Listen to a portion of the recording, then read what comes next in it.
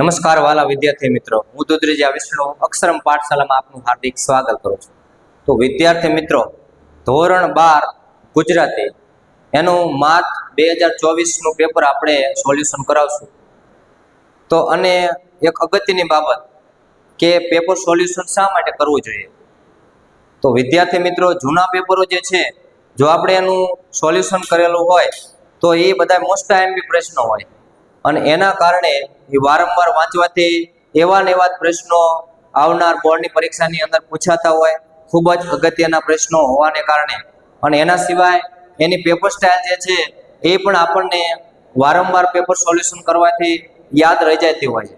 અને જો એ પ્રમાણે જ તૈયારી કરવામાં આવે તો વધુ વાંચવાથી જે માર્ક્સ પ્રાપ્ત નથી થતા એ સરસ મજાનું એક આયોજન કરવાથી, સ્માર્ટ વર્ક કરવાથી સારા માર્ક્સ આપણને મળતા હોય. એટલે વારંવાર જે છે એ આપણે જે જૂના પેપરો જે છે બોર્ડના હોય કે અન્ય કોઈ પણ પેપરો હોય એનું વારંવાર આપણે સોલ્યુશન કરવું જોઈએ. તો અહીંયા આપણે ધોરણ 12 ગુજરાતી માર્ચ 2024 નું પેપર સોલ્યુશન આપણે કરશું. તો અહીંયા તમે જુઓ કે 2023 ની અંદર પેપર સ્ટાઇલ જે છે એમાં થોડોક ફેરફાર થયેલો, એટલે કે 2024 નું પેપર જે છે એ પ્રમાણે બોર્ડમાં હવે 2025 ની અંદર પણ એ પ્રમાણે તમારે પરીક્ષાની અંદર બોર્ડનું પેપર પૂછાશે મિત્રો. તો આપણે જોઈ આગળ કે વિભાગ એ, તો વિભાગ એ જે છે ને એ તમારે પદ્ય આધારિત હોય છે, એટલે કે પદ્ય એટલે કાવ્ય. તો કાવ્યમાંથી તમારે 20 ગુણના પ્રશ્નો પૂછાય છે. વિભાગ એ, બી, સી, ડી, એ આવી રીતે વિભાગ જે છે 20 ગુણના 5 વિભાગ તમારે પૂછાશે મિત્રો. અને બધાયના 20 ગુણ રહેશે, કુલ 100 ગુણનું પેપર તમારે ગુજરાતીનું હશે મિત્રો. તો અહીંયા આપણે જોવી વિભાગ એ કે નીચે આપેલા બહુ વિકલ્પ ધરાવતા પ્રશ્નોના ઉત્તર સાચો વિકલ્પ શોધીને લખો. તો અહીંયા તમારે શું કરવાનું છે કે સાચો વિકલ્પ શોધી અને તમારે ઉત્તર લખવાનું. તો જોવી નંબર 1 કે ધના ભગત કયા ગામના વતની હતા. તો ધના ભગત જે છે એ ધોળા ગામના વતની હતા અને આ ધોળા ગામ રહ્યું એ ભાવનગર જિલ્લાની અંદર આવેલું છે મિત્રો, યાદ રાખજો. બીજો પ્રશ્ન કે ભવના અબોલા લોકગીતમાં નાયિકા કોને મનાવવા અથાગ પ્રયત્નો કરે છે. તો એ પોતાના પતિને મનાવવા માટે અથાગ પ્રયત્નો કરે છે અને જવાબ આવશે પતિને. એના પછી ત્રીજો પ્રશ્ન મિત્રો કે ગોપી કયા રંગની સમીપ એટલે નજીક ન જવાનું જણાવે છે. તો ગોપી જે છે એ શ્યામ રંગની નજીક જવાની ના પાડે છે અથવા સમીપ ન જવાનું જણાવે છે. તો આવા તમારે 3 વિકલ્પ પૂછાશે કાવ્યમાંથી, યાદ રાખી લેજો. એના પછી કે નીચેના પ્રશ્નોના માગ્યા મુજબ ઉત્તર લખો. તો એ પણ તમારે 3 ગુણની અંદર પૂછાશે કે જે કાવ્યનો કવિ પરિચય આપ્યો એમાંથી જ પ્રશ્નો તમારે હશે મિત્રો. કે બા એકલા જીવે કાવ્યના કવિનું નામ જણાવો. તો બા એકલા જીવે કાવ્યના કવિનું નામ છે મુકેશ દુર્ગેશ જોશી. મુકેશ દુર્ગેશ જોશી. જુઓ કાવ્યનો સાહિત્ય પ્રકાર જણાવો. તો જુઓ કાવ્ય જે છે એનો સાહિત્ય પ્રકાર છે ગઝલ, યાદ રાખજો ગઝલ. પથ્થર થરથર ધ્રુજે કાવ્ય કયા કાવ્ય સંગ્રહમાંથી લેવામાં આવેલ છે. તો પથ્થર થરથર ધ્રુજે જે છે એ છંદોલય બૃહદ, યાદ રાખજો કે છંદોલય બૃહદ કાવ્ય સંગ્રહમાંથી લેવામાં આવેલ છે. એના પછી તમે જુઓ આગળ પ્રશ્નો કે નીચેના પ્રશ્નોના એક વાક્યમાં ઉત્તર લખો. તો આ પણ તમારે 4 ગુણની અંદર મિત્રો પૂછાશે કે સમગ્ર બ્રહ્માંડમાં કોણ વ્યાપેલું છે. તો સમગ્ર બ્રહ્માંડની અંદર શ્રી હરિ, આ પહેલા જ કાવ્યનો પ્રશ્ન છે 12મા ધોરણનો મિત્રો. શ્રી હરિ અથવા પરમાત્મા તમે પણ લખી શકો, ભગવાન. કે સમગ્ર બ્રહ્માંડમાં શ્રી હરિ વ્યાપેલા છે અથવા પરમાત્મા વ્યાપેલા છે. દમયંતી પોતાના પિતા આગળ કઈ મૂંઝવણ રજૂ કરે છે. તો દમયંતી જે છે, દમયંતી સ્વયંવર ત્રીજું કાવ્ય, એનો આ પ્રશ્ન કે દમયંતી જે છે એ પોતાના પિતા આગળ કઈ મૂંઝવણ રજૂ કરે છે? તો દમયંતી જે છે એ કે મંડપની અંદર સ્વયંવર જે હતો એ મંડપમાં 5 નળ, કેટલા નળ હતા? દેવતાઓ હતા, એ 4 દેવતાઓ હતા અને 1 નળ રાજા હતા. તો મંડપમાં 5 નળ દેખાય છે, તેમાંથી સાચો નળ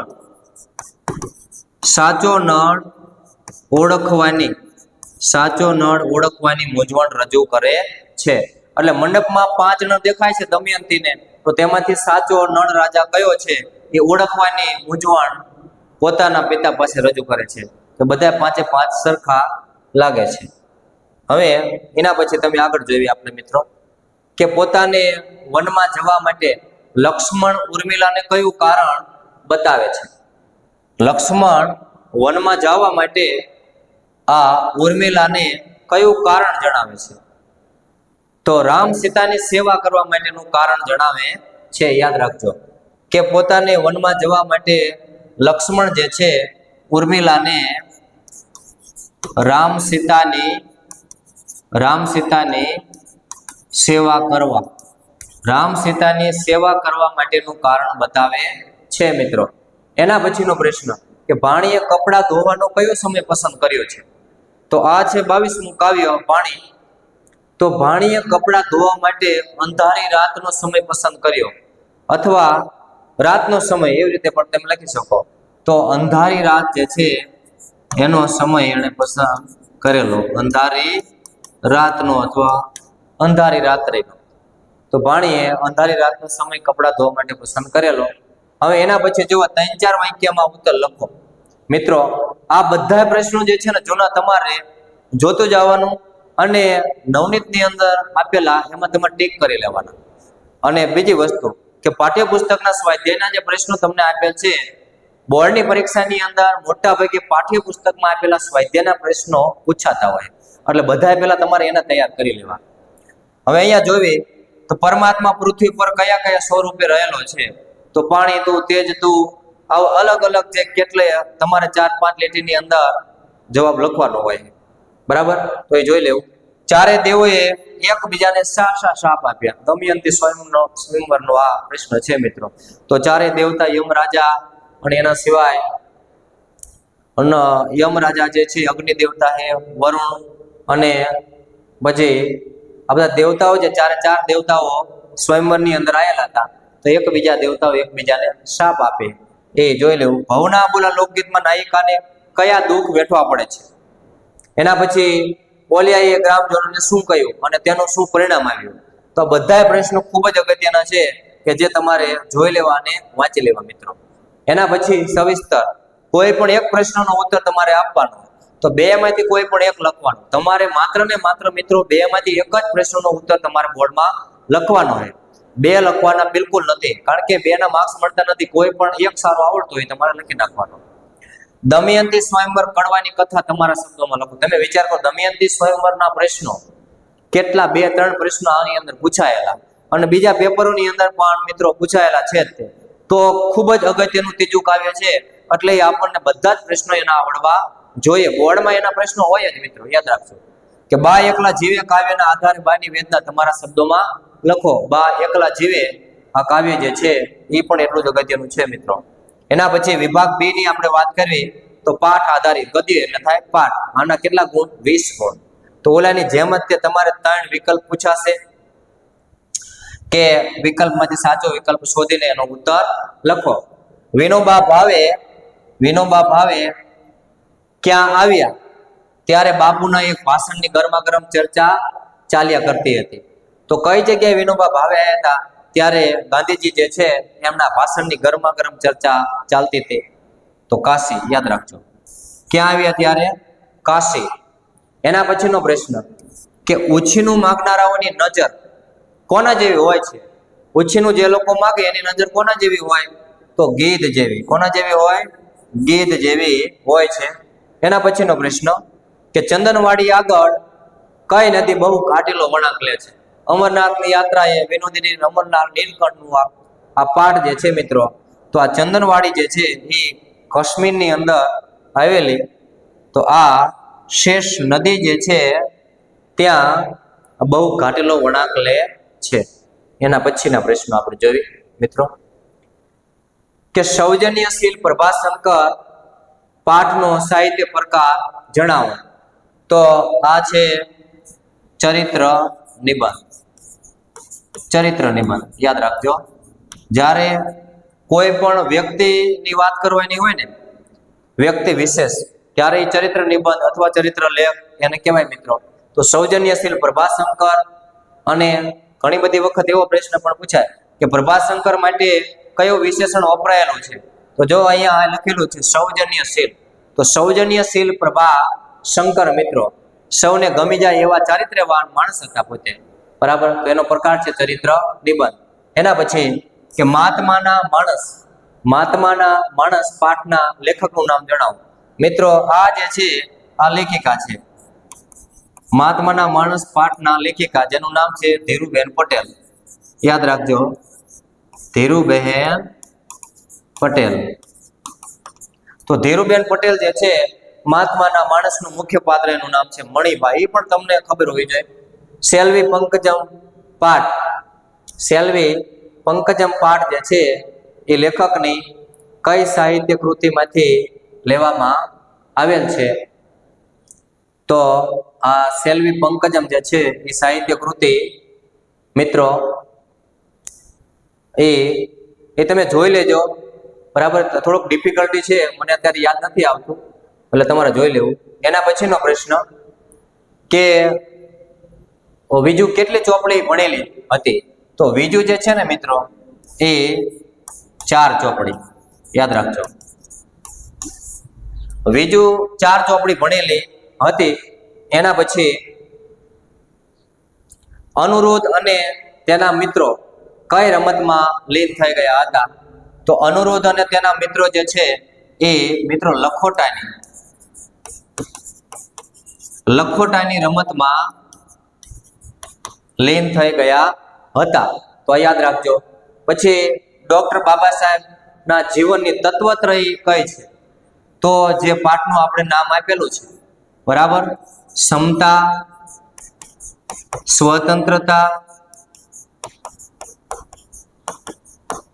સ્વતંત્રતા અને બંધુતા. આ યાદ રાખી લેજો. આ સમતા, સ્વતંત્રતા અને બંધુતાના પથદર્શક એ છે ડોક્ટર બાબા સાહેબ આંબેડકર. તો આ જ એમની જીવનની તત્વત્રયી હતી. ભોજાએ રહેઠાણમાં શું બનાવ્યું હતું? તો ભોજો જે છે એને રહેઠાણની અંદર રહેવા માટે કૂબો બનાવ્યો હતો. યાદ રાખજો, શું બનાવ્યું હતું? કૂબો. તો ભોજાએ રહેઠાણમાં કૂબો બનાવ્યો હતો. યાદ રાખજો. એના પછીના 3-4 વાક્યોની અંદર ઉત્તર આપો કે ગાંધીજીના પ્રત્યુત્તરની કઈ વાત વિનોબાને સ્પર્શી ગઈ? તો એના પછીનો પ્રશ્ન કે મોટા હોલમાં પ્રવેશતા નાયકને કયું દ્રશ્ય જોવા મળ્યું? કે ઉછીનું માગનારમાં વિવેક હોતું નથી એવું લેખકને કેમ લાગે છે? લેખિકાને કયા કયા નામ પારકા અથવા પરાયા લાગે છે? અને હવે એના પછી 4 ગુણનો પ્રશ્ન મિત્રો. યુધિષ્ઠિર યુદ્ધ વિષાદ નાટકના કથા વસ્તુને તમારા શબ્દોમાં લખો. અને શરત વાર્તાના શીર્ષકની યથાર્થતા ચર્ચો. હવે આપણે વિભાગ C મિત્રો, વ્યાકરણનો વિભાગ જોઈએ. તો વ્યાકરણની અંદર તમારે 20 ગુણનું વ્યાકરણ પૂછાય મિત્રો, એટલે ખાસ તમારે યાદ રાખી લેવાનું. તો વ્યાકરણ જે છે એમાં સૌપ્રથમ સમાનાર્થી શબ્દો સામસામે જોડીને લખો. તો સમાનાર્થી શબ્દોની અંદર દે મિત્રો, દે એટલે થાય, આમાંથી શોધીને તમારે લખવાનું, એટલે શરીર, અને બીજું થાય છે તન. યાદ રાખજો, શરીર અને તન. પછી તાસીર, તાસીર એટલે પ્રકૃતિ અને સ્વભાવ. એના પછી વાયરો, તો વાયરો એટલે પવન અને વાયુ. એના પછી સ્નિગ્ધ, સ્નિગ્ધ એટલે થાય સુવાળું. અને બીજું કોમન. એના પછી ભીતિ. ભીતિ એટલે થાય ડર, બીક. તો જો આવી રીતે તમારે સમાનાર્થી જોડકું તમારે બનાવવાનું. એક શબ્દ લખવાથી મિત્રો માર્ક્સ મળતો નથી, યાદ રાખજો. એટલે તમારે સાચી જોડી બનાવવાની હોય છે, યાદ રાખજો. એના પછી તમારે નીચેના વાક્યમાં રેખાંકિત શબ્દના સ્થાને, રેખાંકિત એટલે શું થાય? જે શબ્દ નીચે લીટી કરી હોય તે, એમ. તો રેખાંકિત શબ્દના સ્થાને તેનો વિરુદ્ધાર્થી શબ્દ લખી વિરોધી શબ્દ લખવાનો. તેમ છતાં વાક્યનો અર્થ બદલાય નહીં તે રીતે તમે ફરીથી લખો મિત્રો. તો આમાં તમારે 5 હશે, કોઈ પણ 4 લખવાના, જેના 2 ગુણ હશે. અમે ત્રણે ઘોડેસવારીની આવડત વાળા હતા. તો અહીંયા તમારે લખવાનું કે અમે ત્રણે ઘોડેસવારીની, જો આવડત વાળા લખ્યું એનો વિરોધી શબ્દ તમારે મૂકવાનો છે કે અમે ત્રણે ઘોડેસવારીની અણઆવડત વાળા હતા. તો શું આવશે? નહોતા. યાદ રાખજો. અથવા ન હતા, 2 માંથી કોઈ પણ લખી લેજો તમે, અથવા લખજો. તો આવી રીતે તમારે એને વાક્ય જે છે એ વિરોધી અર્થ વાળું વાક્ય, પણ બેનો અર્થ એક જ થવો જોઈએ. અહીંયા તમે જોશો કે અમે ત્રણે ઘોડેસવારીની આવડત વાળા હતા, એનો મતલબ શું થાય? કે અનાવડત વાળા નહોતા, એમ. એટલે કે આવડત વાળા હતા. આ રાજમુગટ પર કલંક લાગ્યું છે, એટલે કે આ રાજમુગટ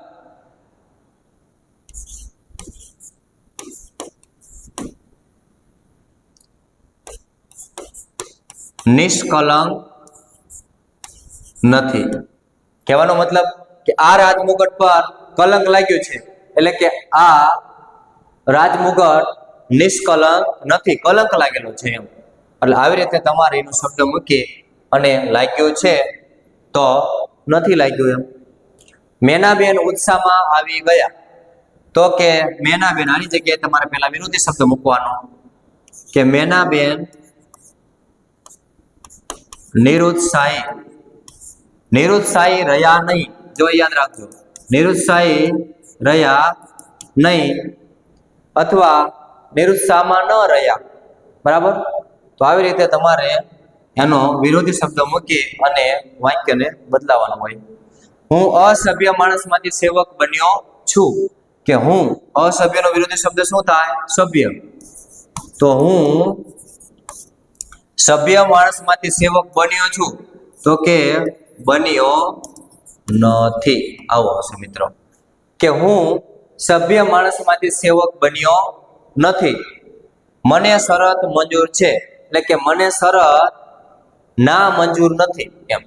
મને શરત ના મંજૂર નથી.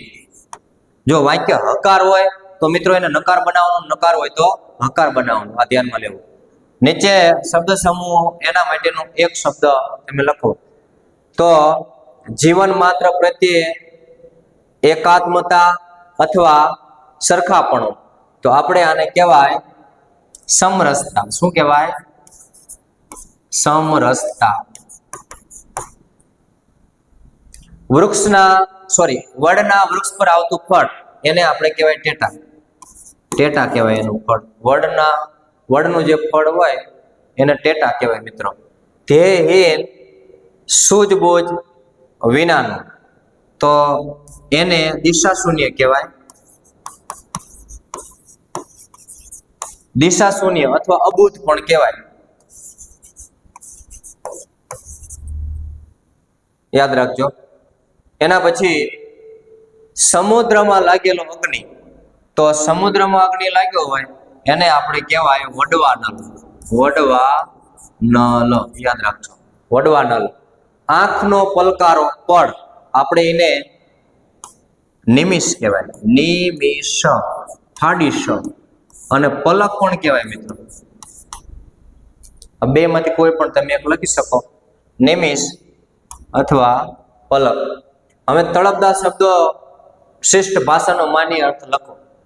તો તમારે તળપદો શબ્દ આપ્યો હોય એમાંથી શુદ્ધ શબ્દ તમારે લખવાનો.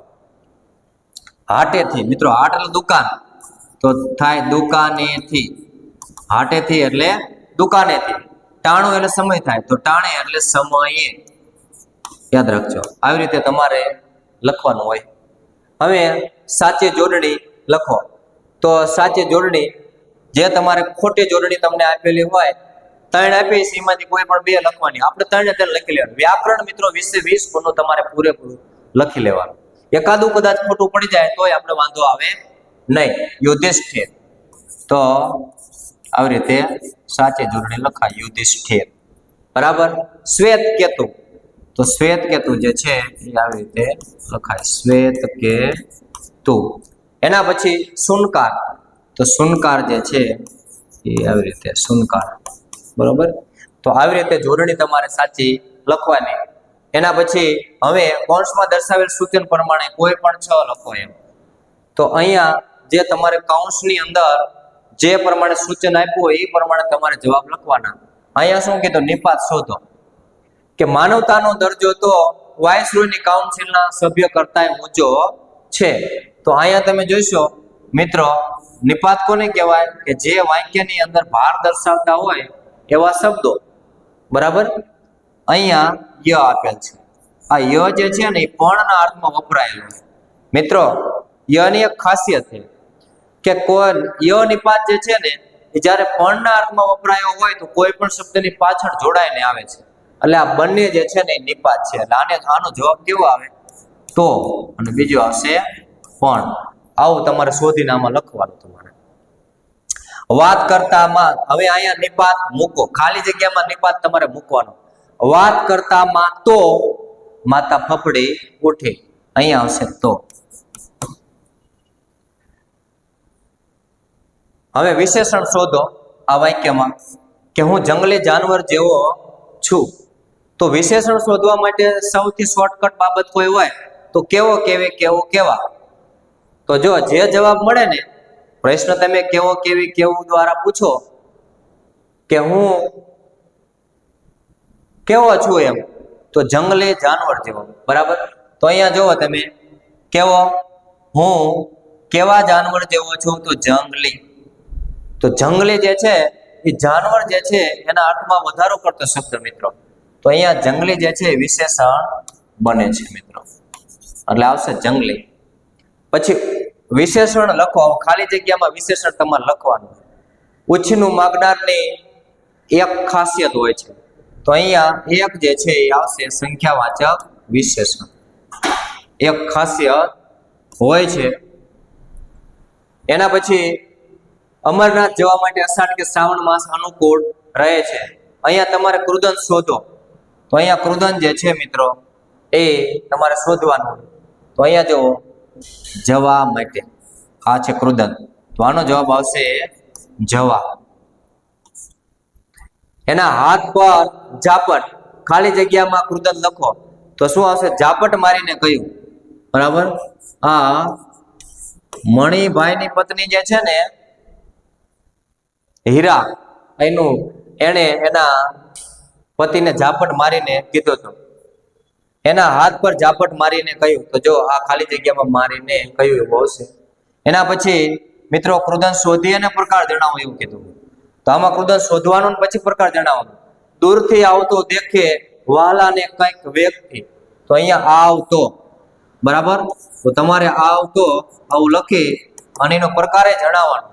તો આનો પ્રકાર ત પ્રત્યે લાગે એટલે કયું હોય? વર્તમાન કૃદંત. વર્તમાન કૃદંત યાદ રાખજો. એના પછી મિત્રો રૂઢિપ્રયોગનો અર્થ આપીને વાક્ય પ્રયોગ કરો.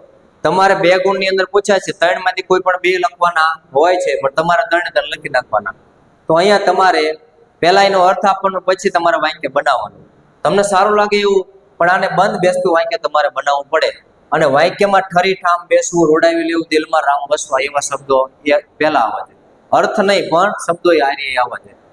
તો ઠરી ઠામ બેસવું, તો સ્થિર થઈને બેસવું. સ્થિર થઈને બેસવું.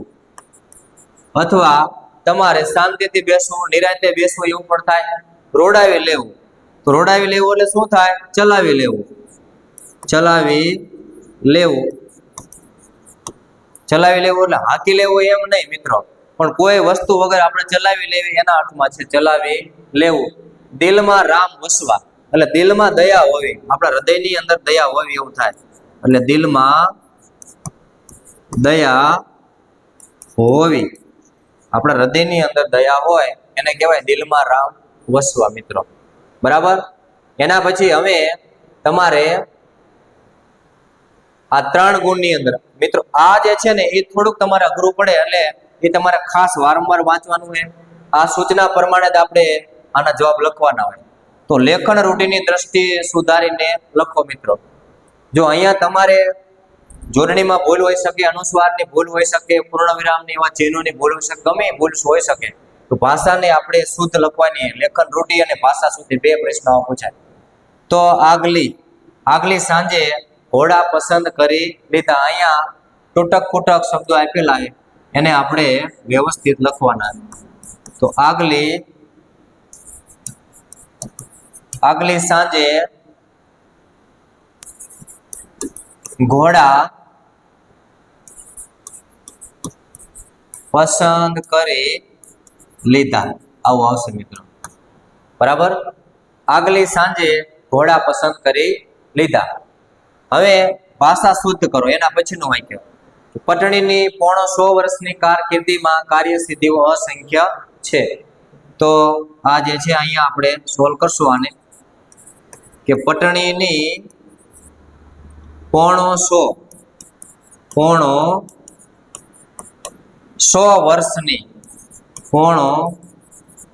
વર્ષની કારકિર્દીમાં મિત્રો કાર્ય સિદ્ધિઓ આ પાછું ભેગું આવશે. કાર્ય સિદ્ધિઓ અસંખ્ય છે. તો અસંખ્ય છે. જો અહીંયા પૂર્ણ વિરામ નથી, અહીંયા તમારે ફરજિયાત મૂકવું પડે. હવે પ્રત્યય સુધારો. વિભક્તિના પ્રત્યય જ્યાં ખોટા વપરાયા હોય એ તમારે સુધારવાના છે. ઓરડો નાનો, બરાબર. અહીંયા અલ્પવિરામ મૂકેલો, કે આમાં ખરેખર એવું આવે, ઓરડો નાનો હતો પરંતુ ખૂબ ચીવટથી, અહીંયા જો મ આપ્યો તો અહીંયા શું આવશે? થી આવશે મિત્રો. ચીવટથી સજાવેલો હતો. આમાં બીજો કોઈ ફેરફાર કરવાનો નથી. પ્રત્યય વિભક્તિના પ્રત્યય જે છે એ કોઈ પણ શબ્દની પાછળ જ જોડાઈને આવે એવું હોય. અને વિભક્તિના પ્રત્યય જે છે એ મિત્રો એની સંખ્યા ચોક્કસ છે. ને, એ થી, નો, ની, નું, ના, એમાં આટલા જ છે, અને માંથી આટલા જ વિભક્તિના પ્રત્યય શબ્દની પાછળ જોડાઈને મિત્રો આવે. એટલે એમાં જ તમારે સુધારો કરવાનો, બાકી કંઈ હોતું નથી. એના પછી તમે જોવો પદક્રમ ગોઠવાનું. જેવી રીતે આપણે કકાવારી ક્રમમાં ગોઠવતા હતા એ જ પ્રમાણે તમારા વાક્યને શબ્દોને પદના ક્રમમાં ગોઠવવાના મિત્રો. તો આડાવડા આ શબ્દો આપણને આપેલા હોય એને આપણે ગોઠવવાના, કે એને હજી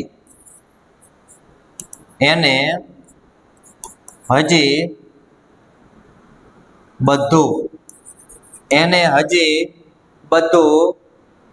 માન્યામાં આવતું નહોતું. એને હજી બધું માન્યામાં આવતું નહોતું એવું થાય છે. માન્યામાં આવતું નહોતું.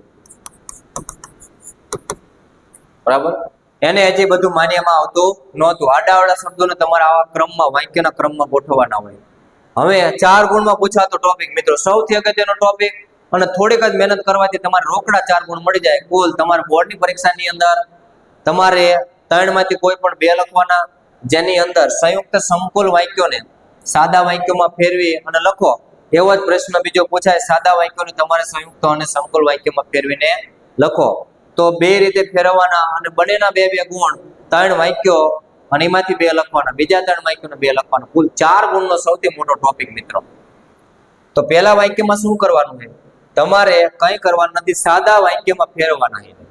તો જ્યારે સાદા વાક્યમાં ફેરવો ત્યારે તમારે જેટલા સાદા વાક્ય સંકુલ કે સંયુક્ત વાક્ય હોય એમાંથી બનતા હોય એટલા 1, 2, 3 એવા ક્રમ આપીને બનાવી નાખવાના, અને જે સંયોજક આપેલું હોય વચ્ચે એને એમાંથી કાઢી અને એને નીચે મૂકી દેવાનું. સંયોજક એવું લખે આપણે જોઈ. તો જો યાદ રાખજો, વાક્ય ક્યાં પૂરું થતું હોય? જ્યાં ક્રિયાપદ આપ્યું હોય અહીંયા જ પાછું સંયોજક જોડાઈને આવતો હોય, એટલે જ્યાં ક્રિયાપદ આપેલું હોય ત્યાં તમારે શું કરી નાખવાનું, પૂર્ણ વિરામ મૂકી અને પછી સંયોજક જે છે એને એમાંથી કાઢી લેવાનું અને અહીંયાથી બીજું વાક્ય શરૂ થતું હોય.